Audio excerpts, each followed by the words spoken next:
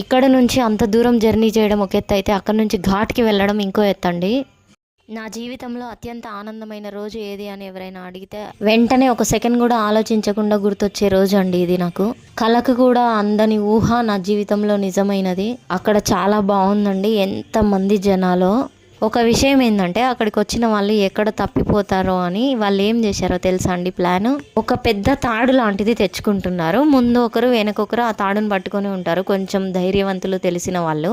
మిగతా వాళ్ళందరినీ మధ్యలో పెట్టి ఆ తాడు పట్టుకొని నడిపించుకుంటూ పోతారండి. అసలు నాకు అది చూసి ఎంత విచిత్రంగా అనిపించిందంటే మన పరిస్థితే కాదు అందరి పరిస్థితి అంతే అండి. అక్కడ భయం ఉంటది.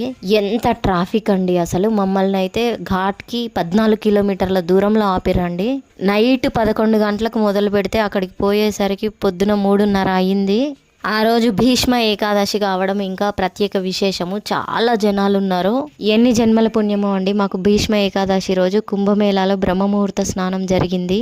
అంతమంది రావడం పోవడం, కానీ అక్కడ మాత్రం ఎంత బాగుంటుందండి, చాలా నీట్గా ఉంటుంది. కనీసం మనం అక్కడ కూర్చొని ఒక నిమిషం రిలాక్స్ కావడానికి కూడా టైం ఉండదు, కూర్చొనివ్వరండి అక్కడ అసలు.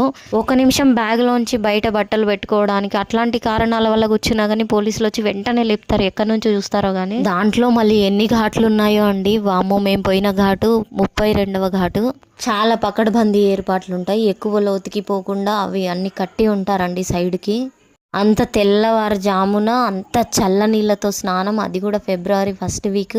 కానీ ఆ నీళ్ళు ఎంత చల్లగా ఉంటాయంటే ఒకేసారి ఊపిరి ఇట్లా గట్టిగా పీల్చుకుంటామండి దాంట్లో మునిగిన తర్వాత. అవును, ఒక విషయం చెప్పడం మర్చిపోయినా. అక్కడ తెలుసా అండి, ఆటోకి 5 కిలోమీటర్లకి 5,000 తీసుకున్నారండి మా దగ్గర అయితే.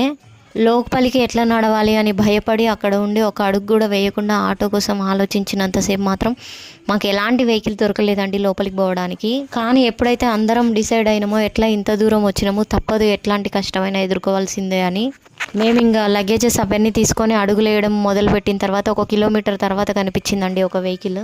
కానీ ఆ టైంలో ఆటో దొరకడమే గొప్ప అనే పరిస్థితి ఉండింది అప్పుడు, పిల్లలు లగేజ్. ఇంకో విషయం ఏంటంటే అక్కడ లైట్ సెట్టింగ్ ఎట్లుంటుంది అంటే పొద్దునకి సాయంత్రంకి నైట్కి ఎట్లాంటి తేడా లేకుండా ఎప్పుడు లైట్లు వెలుగుతూనే ఉంటాయండి.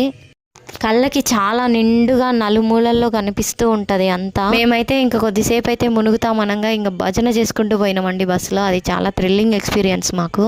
అక్కడ సనాతన్ గర్వ్ మహాకుంభ పర్వ్ అని రాసి ఉంటుందండి.